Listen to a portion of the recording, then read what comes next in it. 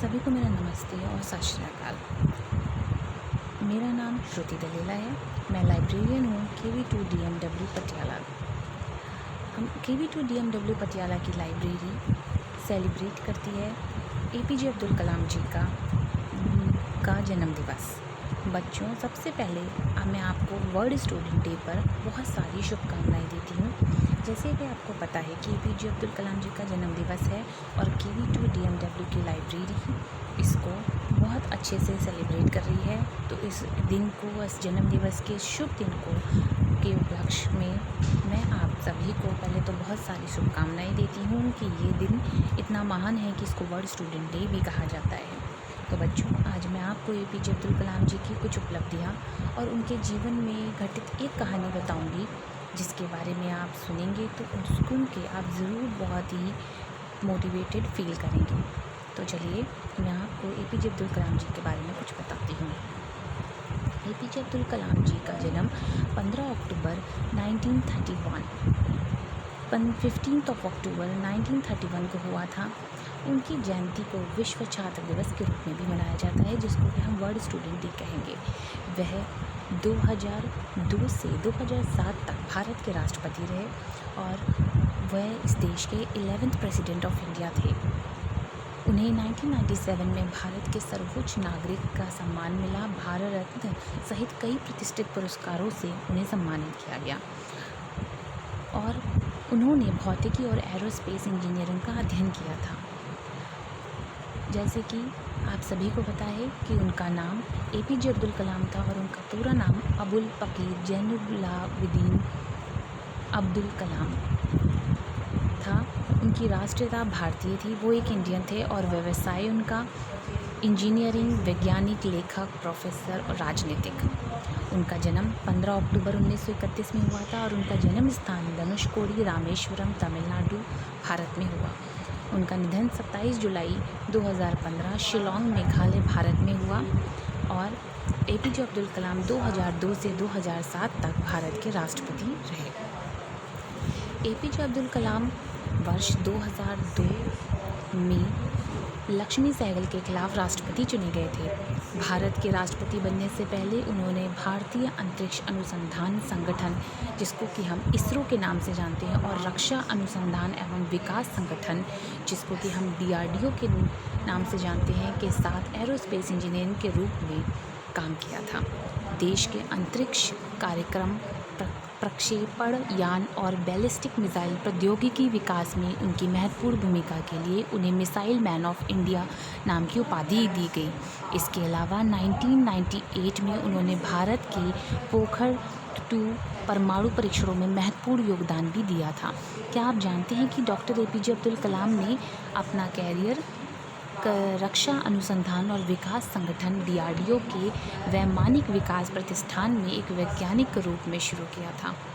उन्होंने ISRO में भारत के पहले स्वदेशी सैटेलाइट लॉन्च SLV-3 के एक प्रोजेक्ट डायरेक्टर के रूप में भी काम किया। 1990 के दशक में उन्होंने 2002 में भारत के राष्ट्रपति बनने से पहले प्रधानमंत्री के मुख्य वैज्ञानिक सलाहकार के रूप में भी कार्य किया था। आइए अब हम उनको याद करते हुए उनके बारे में कुछ उनके अच्छे लिखे हुए विचारों के बारे में मैं आपको बताती हूँ। विचार तो बच्चों उन्होंने बहुत अच्छे बोले, पर उससे पहले मैं आपको उनके द्वारा बताए हुए, उनके ही शब्दों में कही गई एक छोटी सी कहानी बताऊंगी। डॉक्टर कलाम ने एक बार बच्चों को अपने बचपन की घटना बताई थी। उन्होंने बच्चों से कहा कि जब मैं छोटा बच्चा था तब रोज़ मेरी माँ हम सब के लिए खाना बनाया करती थी। एक रात की बात है, माँ ने सब्जी रोटी बनाई और पिताजी को परोस दी। मैंने देखा रोटी बिल्कुल जली हुई थी। मैं ये सोच रहा था कि किसी ने ये बात नोटिस की या नहीं। मेरे पिता ने वो रोटी बिना कुछ कहे प्रेम से खा ली और मुझसे पूछा, बेटा आज स्कूल का दिन कैसा रहा? मुझे याद है कि मेरी माँ ने उस दिन जली रोटी बनाने के लिए पिताजी से माफ़ी मांगी थी, जिस पर पिताजी ने हंसते हुए कहा था, चिंता मत करो, मुझे जली रोटियाँ बेहद पसंद हैं। बाद में जब मैंने पिताजी से पूछा, क्या आपको जली रोटियाँ सच में पसंद है, तब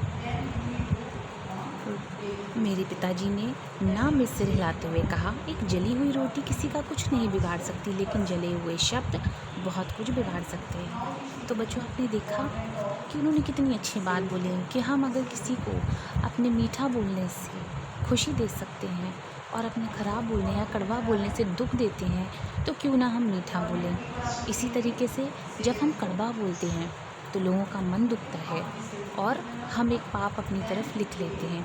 कहते हैं ना कि कर्मा सब कुछ देखता है, इसीलिए उन्होंने हमें इतनी अच्छी सीख दी कि हमें किसी से भी गलत नहीं बोलना चाहिए। तो चलिए बच्चों, इतनी अच्छी कहानी सुनने के बाद आइए मैं आपको उनके कुछ बताए हुए विचारों के बारे में बताती हूँ। सपने वो नहीं हैं जो आप नींद में देखें, सपने वो हैं जो आपको नींद ही ना आने दें। कितनी अच्छी बात कही है। एक और विचार, केवल ताकत ही ताकत का सम्मान करती है। उसके बाद उन्होंने एक और विचार कहा, मुझे पक्का यकीन है कि जब तक किसी ने नाकामयाबी की कड़वी गोली ना चखी है, वो कामयाबी के लिए पर्याप्त महत्वाकांक्षा नहीं रख सकता।